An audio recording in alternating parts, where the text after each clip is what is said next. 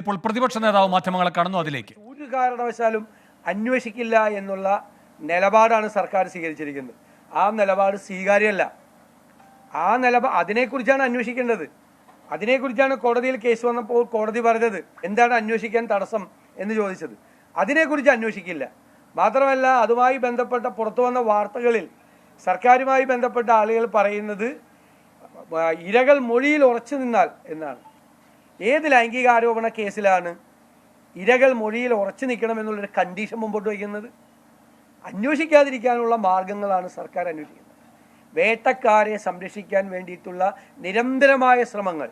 മാത്രമല്ല, ഇനിയും ഈ ഇരകളായി മൊഴികൾ കൊടുത്തിരിക്കുന്ന ആളുകൾ വീണ്ടും വന്ന് പരാതി കൊടുക്കണം, മൊഴികൾ കൊടുക്കണം എന്ന് ആവശ്യം വീണ്ടും അവരെ അപമാനിക്കുന്നതിന് വേണ്ടി ഇവിടെ സർക്കാർ ചെയ്യുന്നത് ഇരകളെ അപമാനിക്കുകയും വേട്ടക്കാരെ സംരക്ഷിക്കുകയും ചെയ്യുന്ന നടപടികൾ തന്നെ തുടർച്ചയായി എടുത്തുകൊണ്ടിരിക്കുകയാണ്. സാംസ്കാരിക മന്ത്രി ഇതിൻ്റെ ആദ്യത്തെ ദിവസം മുതൽ ഡേ 1 മുതൽ അദ്ദേഹം എടുത്തിരിക്കുന്ന നിലപാടുകൾ പരിശോധിച്ചാൽ അറിയാം. ഒരു ദിവസം ഒന്ന് പറയും, പിറ്റേ ദിവസം മലക്കം പറയും, വീണ്ടും വേറൊന്ന് പറയും. മാറി മാറി എത്ര അഭിപ്രായമാണ് കേരളത്തിലെ സാംസ്കാരിക മന്ത്രി ഈ വിഷയത്തെക്കുറിച്ച് പറഞ്ഞിരിക്കുന്നത്. ആദ്യം മുതലേ തന്നെ ഇതിൽ ഇരകളായ ആളുകൾക്ക് നീതി കൊടുക്കില്ല എന്നുള്ള ഒരു നിലപാടാണ് ഗവൺമെൻറ് എടുത്തിരിക്കുന്നത്. ഇന്നലെ മുഖ്യമന്ത്രിയുടെ ഓഫീസിൽ നിന്ന് പുറപ്പെടുവിച്ചിരിക്കുന്ന ആ പത്രക്കുറിപ്പിലും ജസ്റ്റിസ് ഹേമ കമ്മിറ്റി എന്നുള്ളൊരു വാക്കുപോലും ഇല്ല. പുതിയതായി വന്നിരിക്കുന്ന അഭിമുഖങ്ങളും പ്രസ്താവനകളെക്കുറിച്ചും അന്വേഷിക്കുന്നത്. എന്നിട്ട് ഈ വനിതാ IPS ഉദ്യോഗസ്ഥന്മാരെ ഇത്രയും വെച്ചിട്ടുണ്ട്. അതിൻ്റെ കൂടെ എന്തിനാണ് മെയിലായിട്ടുള്ള ഉദ്യോഗസ്ഥന്മാരെ വെച്ചിരിക്കുന്നത്? സ്പർജൻ, എനിക്ക് അതിലെ ഉദ്യോഗസ്ഥന്മാരെ കുറിച്ചൊന്നും പരാതിയില്ല, അവരൊക്കെ നല്ല ആളുകളാണ്. പക്ഷെ സ്പർജൻ കുമാർ തിരുവനന്തപുരം സിറ്റി പോലീസ് കമ്മീഷണറാണ്. ഭാരിച്ച ചുമതലയുള്ള അദ്ദേഹത്തിന് എന്തിനാണ് അതിൻ്റെ അകത്ത് വെച്ചത്? എനിക്ക് വ്യക്തിപരമായ അദ്ദേഹത്തെക്കുറിച്ച് ഒരു പരാതിയില്ല. വെങ്കടേഷിനെ കുറിച്ചോ ഉദ്യോഗസ്ഥന്മാരെ കുറിച്ചോ ഒന്നും പരാതിയില്ല. വനിതാ IPS ഉദ്യോഗസ്ഥരെ വച്ചിരിക്കുന്ന ഈ കേസിൽ എന്തിനാണ് ബാക്കിയുള്ള അതിൻ്റെ മീതെ അവരെ നിയന്ത്രിക്കാൻ വേണ്ടിയിട്ട് അതിൻ്റെ മീതെയുള്ള ഉദ്യോഗസ്ഥന്മാരെ വെച്ചിരിക്കുന്നത്? മാത്രമല്ല, ഇപ്പോൾ വച്ചിരിക്കുന്ന ചില ഉദ്യോഗസ്ഥരെ കുറിച്ച് സ്ത്രീപീഡന കേസുകൾ അന്വേഷിച്ചതുമായി ബന്ധപ്പെട്ട ഗുരുതരമായ ആരോപണങ്ങൾ കേരളത്തിലെ നിയമസഭയിൽ തന്നെ ഇതിനു മുമ്പ് വന്നിട്ടുണ്ട്.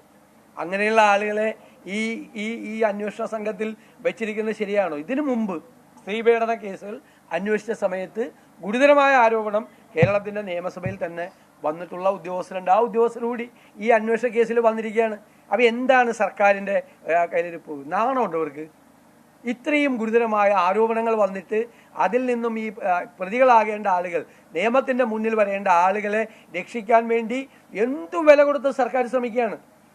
ഇത്രയും വലിയ സമ്മർദ്ദം സർക്കാരിൻ്റെ മൂതെ ഉണ്ടായിട്ട്, നിയമപരമായ ബാധ്യതകൾ ഉണ്ടായിട്ട് എന്താണ് ഗവൺമെൻറ് ചെയ്തത്? ഗവൺമെൻറ് ഇതിൽ കൃത്രിമത്വം കാണിച്ചു. ആദ്യം റിപ്പോർട്ട്, സോളാർ കേസ് അങ്ങനെ അല്ലായിരുന്നല്ലോ. സോളാർ കേസിൽ ഒരു കത്തുണ്ടായിരുന്നു. ആ കത്തിലെ പേജുകൾ എല്ലാ ദിവസവും വർദ്ധിച്ചു വരികയായിരുന്നു. കത്ത് എഴുതിയ ആളും പിന്നീട് ഓരോ ദിവസം വർദ്ധിച്ച് പേജുകളുടെ എണ്ണം കൂടുമായിരുന്നു സോളാർ കേസിൽ. ഇവിടെ എങ്ങനെയാണ്? ജസ്റ്റിസ് ഹേമ കമ്മിറ്റിയുടെ റിപ്പോർട്ടിലെ പേജുകളുടെ എണ്ണം കുറഞ്ഞു വരികയാണ്. സോളാർ കേസിൽ കൂടി വരികയായിരുന്നു പേജുകളുടെ എണ്ണം. ഇവിടെ കുറഞ്ഞ് ഓരോ ദിവസവും പേജുകളുടെ എണ്ണം വരികയാണ്. അപ്പോൾ അതിൽ ആ റിപ്പോർട്ട് പുറത്തുവിട്ടതിൽ തന്നെ കൃത്രിമം കാണിച്ചു. പിന്നെ നിയമപരമായ സർക്കാരിൻ്റെ ഉത്തരവാദിത്വം, ഇവർക്കെതിരായിട്ട് അന്വേഷണം നടത്തി കേസെടുക്കാനുള്ള ഉത്തരവാദിത്വം. ഞാൻ നേരത്തെ സൂചിപ്പിച്ചതുപോലെ ഭാരതീയ ന്യായ സംഹിതയിലെ സെക്ഷൻ 199 അനുസരിച്ച് സ്ത്രീകൾക്കെതിരായ ലൈംഗിക അതിക്രമങ്ങൾ റിപ്പോർട്ട് ചെയ്താൽ അത് വേണ്ട രീതിയിൽ ചെയ്തില്ലെങ്കിൽ അത് തന്നെ കുറ്റകൃത്യമാണ്. ആ കുറ്റകൃത്യമാണ് സാംസ്കാരിക മന്ത്രി സജി ചെറിയാൻ ചെയ്തിരിക്കുന്നത്. ഒരു നിമിഷം പോലും അധികാരത്തിലിരിക്കാൻ അദ്ദേഹം യോഗ്യനല്ല. ഈ വകുപ്പ് ഭരിക്കാൻ അദ്ദേഹം യോഗ്യനല്ല. അദ്ദേഹം ഗുരുതരമായ സത്യപ്രതിജ്ഞ ലംഘനം നടത്തിയിരിക്കുന്നു. റിപ്പോർട്ട് പുറത്തുവിട്ടതിൽ കൃത്രിമം കാണിച്ചിരിക്കുന്നു. വേട്ടക്കാരെ സംരക്ഷിക്കാൻ വേണ്ടിയിട്ടുള്ള ഉറച്ച നിലപാടുകൾ സ്വീകരിക്കുന്നു.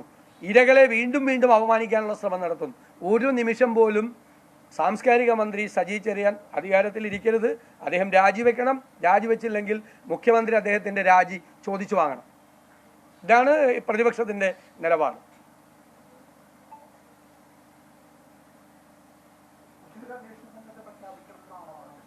എങ്ങനെ? അല്ല, ഈ അന്വേഷണ സംഘം എന്ന് പറയുന്നത് പരിശോധിക്കണം.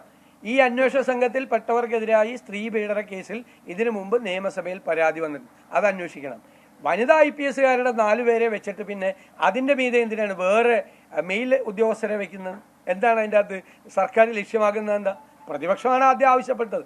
കാരണം ഇരകൾക്ക് നിർഭയമായി ആ സംസാരിക്കാൻ പറ്റുന്ന വനിതാ IPS ഉദ്യോഗസ്ഥർ ഉണ്ടാകണമെന്നാണ് ഞങ്ങൾ ആഗ്രഹിച്ചത്. ഞങ്ങൾ ആദ്യത്തെ ദിവസം ഈ റിപ്പോർട്ട് പുറത്തു വന്ന ആദ്യത്തെ ദിവസം കേരളത്തിലെ പ്രതിപക്ഷം ആവശ്യപ്പെട്ടതാണ് സീനിയർ ആയിട്ടുള്ള വനിതാ IPS ഉദ്യോഗസ്ഥരുടെ നേതൃത്വത്തിൽ അന്വേഷണം നടത്തണം. അവിടെ അതെന്തിനാ മിക്സ് ചെയ്ത്? അപ്പോൾ അവരെ വിശ്വാസമില്ലേ? അതാണ് ചോദ്യം. ഈ കഴിഞ്ഞ വർഷം രൂപീകരിച്ച സിനിമാ നയരൂപീകരണ സമിതി ഈ MLA കൂടിയായ നടൻ മുകേഷ് ഉൾപ്പെട്ടിട്ടുണ്ട്. മുകേഷിനെതിരെ അടക്കം ഇപ്പോൾ ആരോപണം വരുന്നുണ്ട്. പ്രതിപക്ഷ നേതാവ് വി ഡി സതീശൻ മാധ്യമങ്ങളെ കാണുകയാണ്. സർക്കാർ രൂപീകരിച്ചിരിക്കുന്ന IG സ്പർജൻ കുമാറിന്റെ നേതൃത്വത്തിലുള്ള സംഘത്തെയും വിമർശിച്ചിരിക്കുകയാണ്. ഇപ്പോൾ വി ഡി സതീശൻ 4 വനിതാ IPS ഉദ്യോഗസ്ഥരാണുള്ളത്. അവരെ വിശ്വാസമില്ലാത്തതുകൊണ്ടാണ് അവർക്കും ഇതേ പുരുഷ ഉദ്യോഗസ്ഥനെ നിയോഗിച്ചിരിക്കുന്നത് എന്നാണ് സതീശന്റെ ചോദ്യം.